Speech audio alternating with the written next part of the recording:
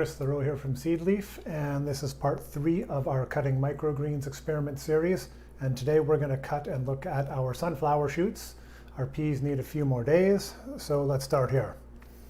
Now, one of the most important things when you're doing an experiment or a trial is to know what you want to do and to know what you want to achieve.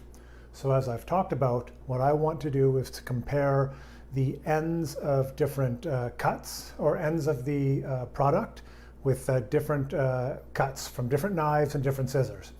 Now I'm going to take some pictures of the ends of these today, but I'm also going to put them into long-term storage and see what happens over time. Because it doesn't matter what they look like today if they all keep the same, right? So even though I say adamantly use a sharp knife, if it turns out cutting with scissors is faster and they keep just as well, even though the ends look all torn up, well then there's not much of a case for cutting with a very sharp knife, is there? So this is a trial I've done before, and this one's just a little more detailed and elaborate. So key thing also is to have everything ready to go. So I've obviously got my crop here ready to cut. I've got my instruments for cutting here. I've got my sharpener. I've got bags for each of the individual cuts that I'm doing so they can keep separated. And then I've got my USB microscope set up here because this is what I'm going to take pictures of the ends with. I've got a Sharpie here because you should always have a Sharpie. And then I've got a little notepad here if I want to make notes. And I've also got my laptop open here. So I've got just about everything I need. I may need to grab something else, but this is a pretty simple experiment. Now, another aspect about experiments is you want to do replicates. I mean, if you do something in one tray, well, it's hard to know if there was an anomaly there. So, but the fact that we're cutting many different individual plants here acts like a replicate in a way. So in this case, because we're doing lots of cuts and we're putting lots into the fridge for storage, we do have actual replication. Okay, so first things first. So another thing here I'll mention is I've got a water bath here. And the reason I'm doing this is because my experience with sunflower is they really need a water bath cooling down after harvest. I've tried different methods of harvesting without the water bath, and the other methods result in a product that just does not store very well. So this cooling right after harvest is usually quite important.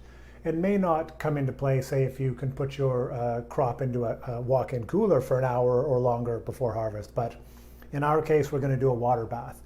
So here we have 4 different cutting methods, but we're going to have 8 different results because we're going to do 1 of each in the water bath and then 1 of each without the water bath. So that's going to be something we can compare as well to see how that water bath in the case of sunflower makes a difference as well. This is important because there's lots of factors to consider. And a lot of stuff we're not looking at is the time of year we're growing the crop, how much light in terms of hours and intensity, the quality of light, the lumens, the light color, the crop maturity. I mean, there's so many things that could change the outcome of this experiment. So this is just giving us an indicator that we can work with. But we want to keep in mind that there may be things that we're not considering that could affect results in other situations. Okay, so let's get at it. First bag here, scissors with water bath.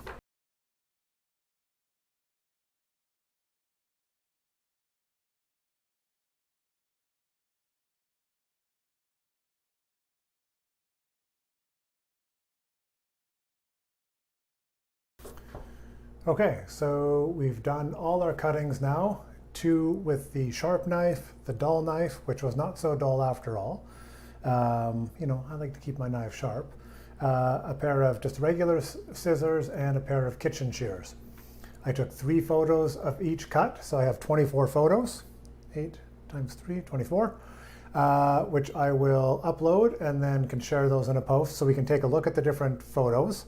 And now the key thing here is now how they store, if we're seeing some difference in storability because of these different cuts, and also because of the water bath. So I'm going to check on those I think in 5 days and 10 days is what I'm going to do. Even though we often think about a week, you know, we think of a week as our sort of best before, But 5 days gets us leading up to that week, and then 10 days gets us past that week. So I think it's good.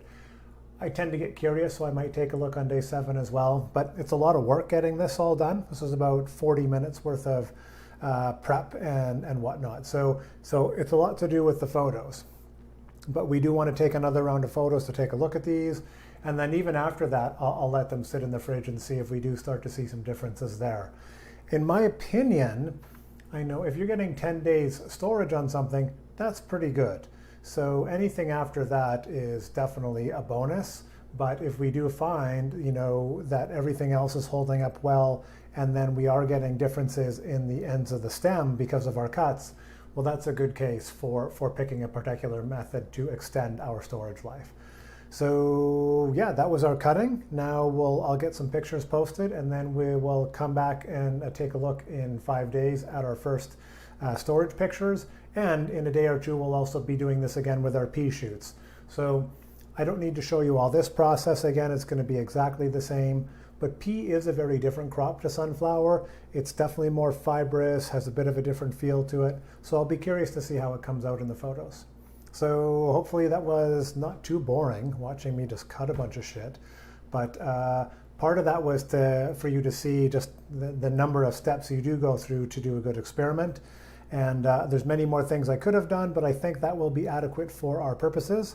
So we'll see you on our next video soon.